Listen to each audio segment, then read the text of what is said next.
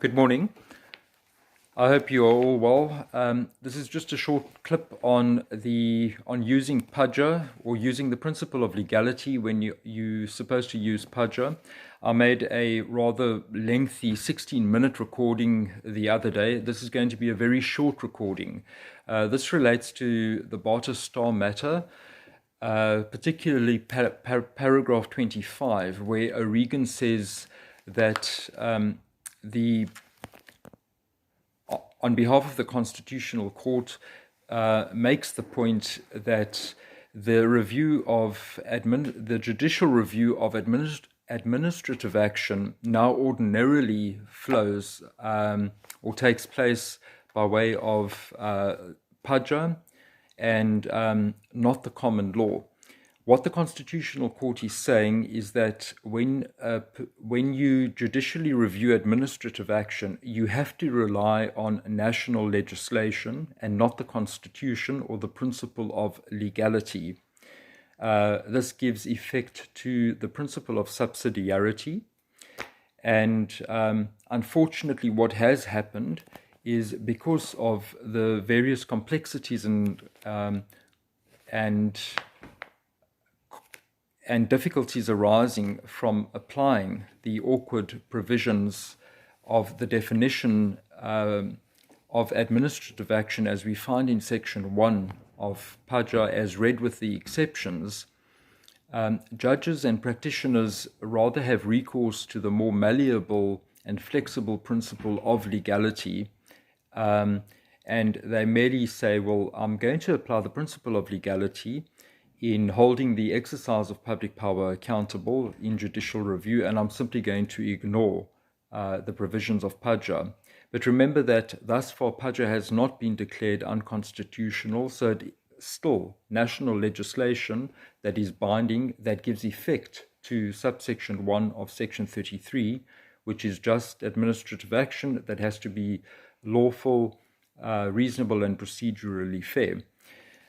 Remember this when you write your assignment. It's absolutely imperative. Keep in mind what the Barter Star judgment says at paragraph 25, and then also bear in mind what I've said in my article on the subverting PUDGA in judicial review, the cause of much uncertainty in South African administrative law. It's a 2008 journal article which I've uploaded onto eCanva.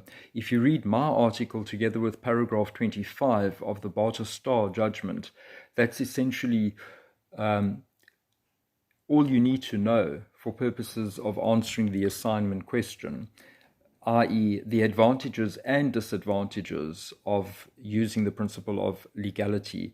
The biggest disadvantage of using the principle of legality is that if one uses legality when you should be using PUDGA, one is acting in contravention of the principle of subsidiarity, meaning that you're relying directly on the Constitution. Why do I say this?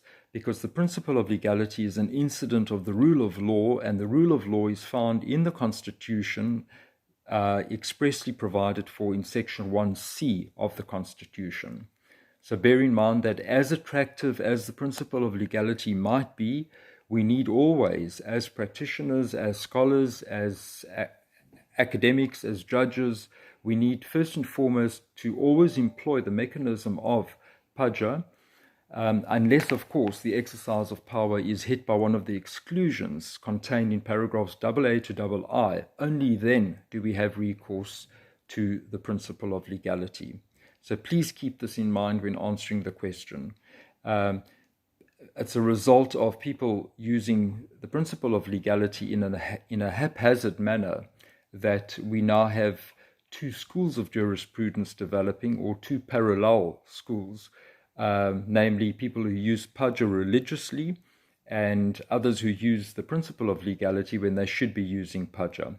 I hope this is of assistance, and all the best with your online research assignments. Thank you.